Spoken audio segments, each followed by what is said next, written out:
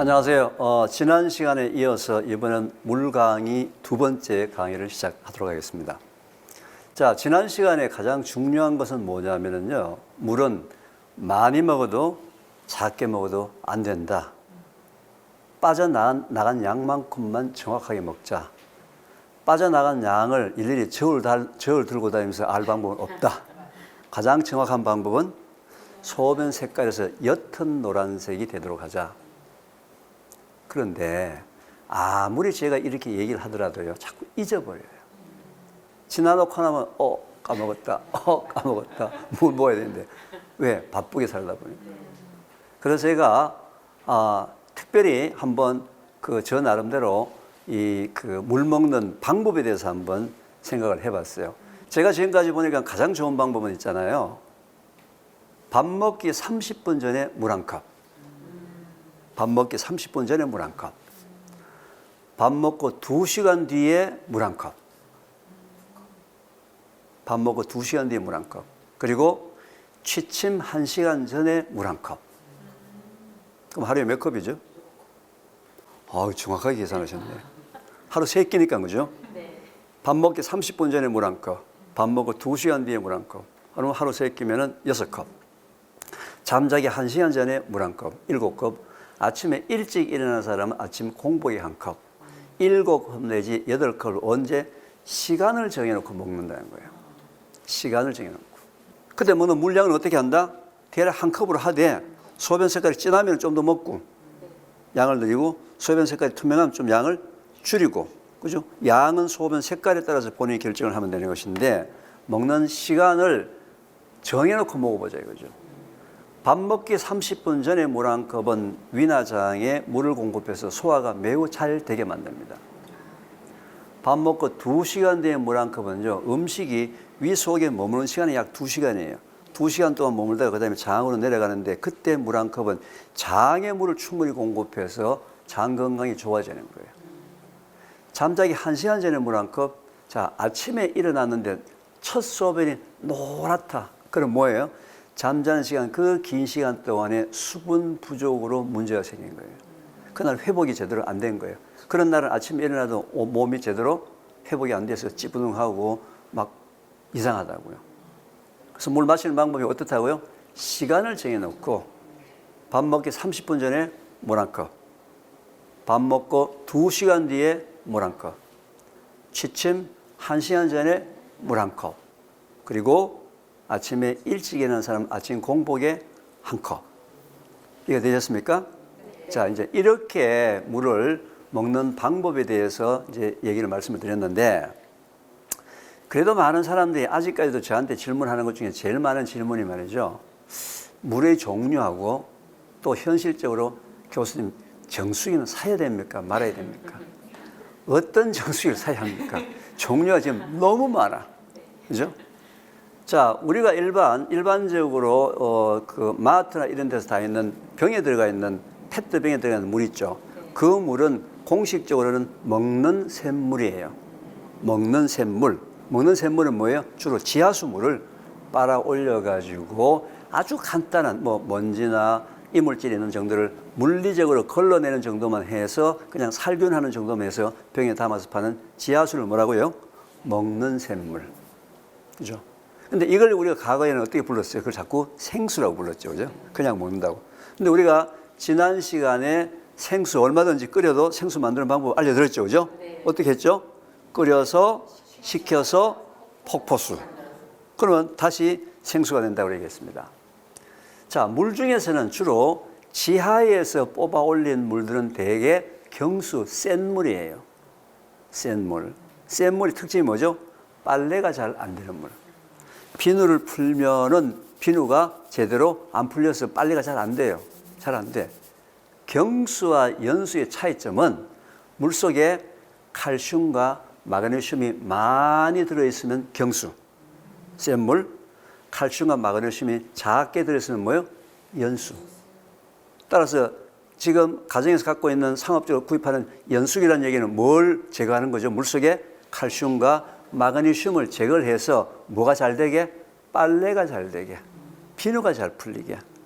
자, 그러면은 건강한 건 센 물이 좋겠어요? 부드러운 물이 좋겠어요? 그렇죠. 당연히 그죠. 우리가 마셔서 우리 몸에 좋은 물은 물속에 칼슘과 마그네슘이 적절하게 들어있는, 바로 그게 암벽을 타고 내려오면서 암벽 속에 있는 칼슘이나 마그네슘이 물속에 빠져나온 게, 그래서 지하수나 이런 물들은 뭐예요? 약알칼리수가 되는 거예요. 자, 그러면 이제 문제는 이제 정수기를 꼭 써야 되느냐? 어떤 정수를 써야 되느냐?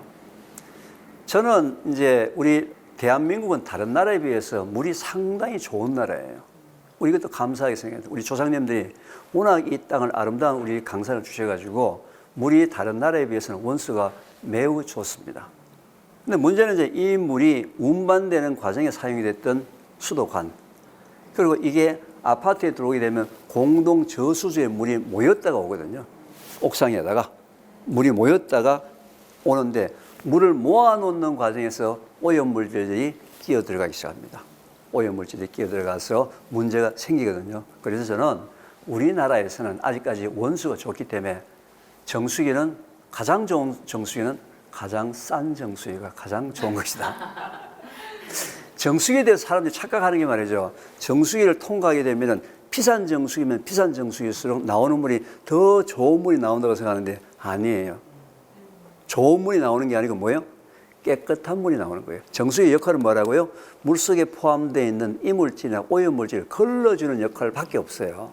물속에는 여러 가지의 미네랄들이, 토양 속에 포함되는 여러 가지 미네랄들이 우리한테 공급을 제대로 해줘야 된다는 거죠. 물속에는 약 40가지 이상의 미네랄이 포함되어 있는데, 물속에 들어있는 미네랄의 종류와 양을 똑같이 갖고 있는 음식거리는 없어요. 그러니까 미네랄의 종류나 양이, 사과는 사과대로, 귤은 귤대로, 물은 물대로 다 다르다 이 말이죠. 종류로 다르고 다 양이 다르기 때문에 물속에 포함되어 있는 미네랄을 공급받을 수 있는 유일한 먹거리는 뭐예요? 물밖에 없다는 거예요. 따라서 정수기는 가장 큰 문제의 정수기는 뭐냐면 관리를 잘 하셔야 됩니다. 왜냐하면 안에다가 이제 2개 내지는 3개의 필터가 들어가는데, 이 필터를 주기적으로 계속 갈아줘야지만, 교환을 해줘야만 되지, 교환해주지 않게 되면 그 안에다 필터 안에다가 2개월치, 3개월치 모아놨다가 한꺼번에 원샷 하는 경우도 있을 수 있어요. 그래서 정수기는 비싼 정수기냐 싼 정수기냐가 중요한 것이 아니고 뭐예요? 얼마나 필터를 자주 교환하면서 교환해 주느냐만 신경을 쓴다면 가격은 문제가 아니다. 가격 문제가 아니다. 저하고 한번 따라 해보시기 바랍니다. 차는 차고 물은 물이다. 차는 차고 물은 물이다. 목소리가 약해요. 좀 더 세게. 차는 차고 물은 물이다. 차는 차고 물은 물이다. 차는 차같이 드시고 물은 물같이 먹어야 돼요. 이해하셨어요? 네. 커피는 커피같이 드시고 물은 물같이 먹어야 되는데, 커피는 물같이 벌컥벌컥 들이키면서 물은 말이죠, 성의만 표시해요. 홀짝홀짝 오늘 내가 물 먹었다. 누가 뭐라 그럴까 싶어서, 혼날까 싶어서. 그죠? 녹차 즐기세요. 어떻게? 녹차 차로 즐기라 이 말이에요. 그죠?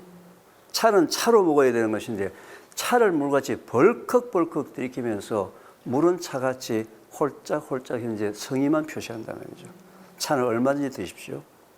지금 여러분이 먹고 있는 모든 종류의 음료수에서 차와 물은 딱 구분이 된다. 따라서 차는 차같이 물은 물같이 드시면 아무런 문제가 없어요. 이 물 강의를 하면서 항상 우리가 구호를 외치는 게 있어요. 어떤 구호인지 아세요? 상상 한번 해보시겠어요? 모르겠어요? 구호. 물은 물이다. 물은 물이다. 그죠? 이해하셨죠? 그죠? 네. 자, 우리 시청하시는 모든 시청자분들도 물에 대한 환상을 벗어버리기 바랍니다. 물같이 가장 흔하면서 가장 값싸면서 가장 기본적인 것이 우리가 그동안에 너무 무시했고 너무 특별한 걸 찾았는데 아니에요. 물은 물이다. 그런데 이 한 잔의 물이 여러분들의 운명을 바꿀 수 있다는 사실을 꼭 기억하시고, 특히 자라나는 어린 아이들의 운명은 물 한 잔으로 바뀔 수가 있습니다. 그래서 제 물 강의는 다 같이 물 한 컵 마시는 걸로 하면서 오늘 강의를 마치도록 하겠습니다. 자, 물 한 컵 마시죠. 쨍 안 하셔도 됩니다. 물 강의는 이것으로 마치도록 하겠습니다. 감사합니다.